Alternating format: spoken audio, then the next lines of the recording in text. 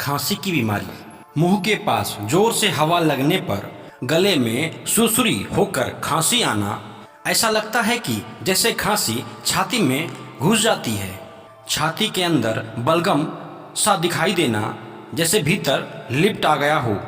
इनके साथ ही दम रुक जाने का भाव होता है। गले में दर्द रहता है। सुरसुरी सी बाली खांसी बोलने से या नाक से कुछ हवा, ठंडी हवा भीतर जाने से बढ़ जाती है और आंख मुंह से पानी गिरने लगता है।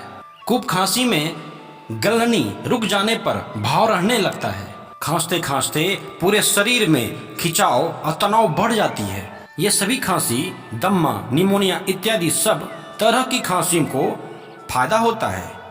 Hepar sulphur, mezereum, echinacea, psorinum, sulphur, acid carbolicum, aconite napellus, इन सभी दवाइयों में से किसी एक दवा का उपयोग करने से आपका खांसी ठीक हो जाती है।